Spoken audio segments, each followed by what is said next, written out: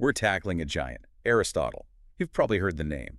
But trust me, we're going way beyond dusty textbooks into the surprising ways his ideas are still crazy relevant today. Yeah. Okay, so Aristotle was this philosophical rock star, rubbing shoulders with emperors, but he's also known as the father of logic. That always makes my eyes glaze over a little. Like, did he invent thinking itself? Not exactly, but he did give us a way to break down thinking into its core components. He was fascinated by how we categorize information and build arguments. Okay, give me an example. How does that relate to, my life today? Think about it this way. Every time you go on Spotify and choose a playlist, like classical music or 90s hip-hop, you're using categories to find what you want. That's Aristotle's system in action. He called these groupings categories, and they were his way of making sense of everything in existence. So basically, he was obsessed with organization, kind of like Marie Kondo for knowledge. Exactly. He wanted to create a system for understanding the world around us. And part of that system was his famous syllogism. Syllogism. That word just sounds intimidating. It's simpler than it sounds. Imagine your friend is convinced their phone is cursed because the battery keeps dying. You could hit them with an Aristotelian syllogism. All phones have batteries that eventually lose their ability to hold a charge. Your phone is a phone. Therefore, your phone's battery is probably just old, not cursed. Okay, I see how that works. It's like a logical formula for making deductions. But enough about pure reason. Let's talk about how Aristotle viewed the natural world. Was he a science whiz, too? Well, let's just say he was working with limited tools compared to what we have today. But what's impressive is his insistence on figuring out the why behind things. He developed this framework called the four causes to explain how things come into being and what keeps them going. The four causes. Vaguely remember that from college. Refresh my memory. Okay, so imagine you're baking a cake. What do you need? You need ingredients, right? That's the material cause, the stuff the cake is made of.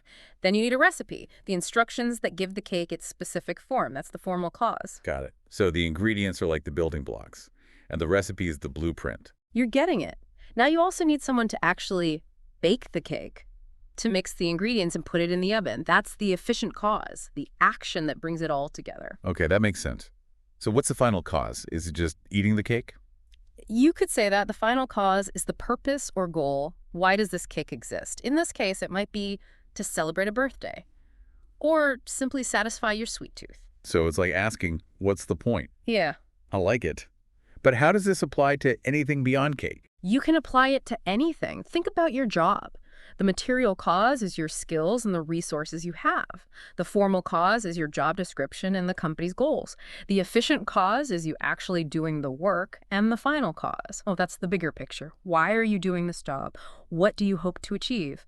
It could be financial security, making a difference in the world, or even just the satisfaction of a job well done. Aristotle would say that understanding these causes gives you a deeper understanding of, well, everything. Okay, that's actually pretty insightful. So he was trying to find a framework to understand the why behind the what. I can get behind that. But what about his biology? Didn't he believe in some wacky stuff, like spontaneous generation? Yeah. Fish just appearing in ponds out of nowhere? Yeah, about that. He wasn't exactly right about everything. Spontaneous generation was definitely one of his misses. But again, it's about the process. He was fascinated by the interconnectedness of life, the idea that living things are organized and have a purpose. And he made some surprisingly accurate observations, like his documentation of the bee waggle dance centuries before modern science fully cracked the code. Whoa, seriously. The bee waggle dance. That's amazing. Okay, maybe I need to cut Aristotle some slack.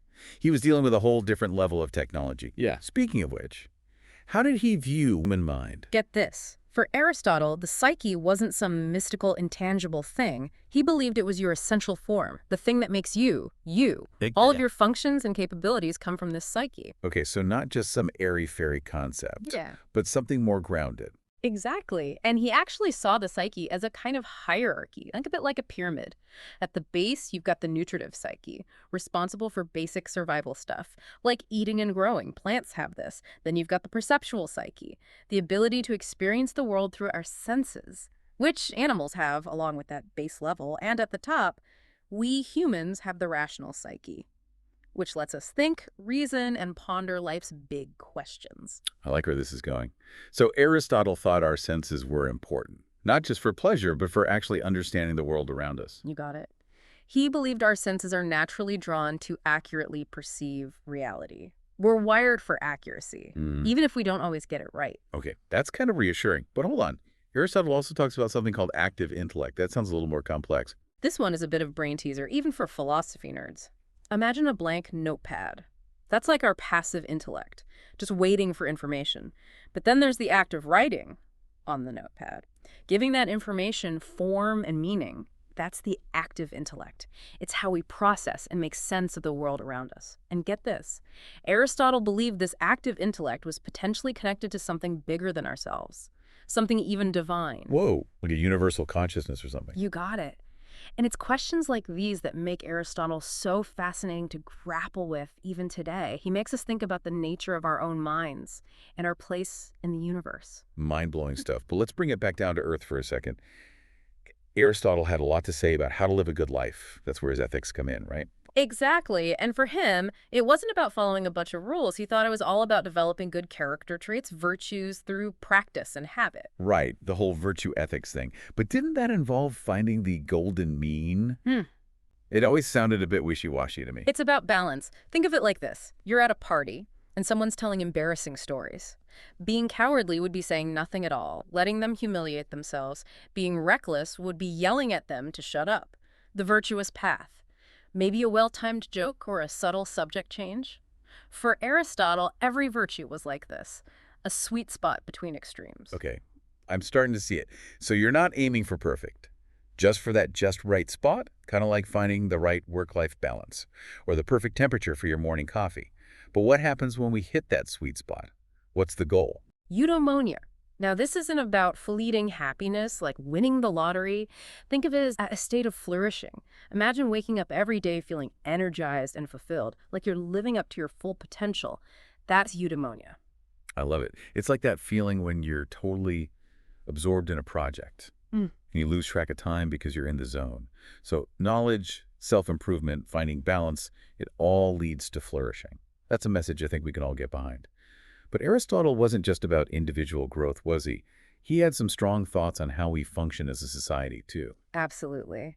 And you know how we talked about humans being social creatures? Well, Aristotle took that very seriously. He believed that we literally can't thrive without each other, and that's why we form communities and governments. They provide the structure we need to flourish. Makes sense. So it's like our individual pursuit of a good life is intertwined with the well-being of our communities. We're all in this together. You got it. And one of the most important elements of a thriving community, according to Aristotle, is strong friendships. Not just casual acquaintances, but deep, meaningful connections based on mutual respect and shared values. In our increasingly digital world, where it's easy to feel isolated, that message resonates even more. It really does. Building those connections is so crucial. Well, we've covered a ton of ground today, from logic and science to the human soul and the meaning of a good life. It's incredible how relevant Aristotle's ideas still are, thousands of years later. It's a testament to the power of asking big questions and really trying to understand ourselves and the world around us. And that's what makes this deep dive into Aristotle so rewarding. Couldn't have said it better myself. Big thanks to our expert for taking us on this incredible journey, and to you, our listeners. Remember, the pursuit of knowledge and self-discovery never ends. Stay curious, my friends.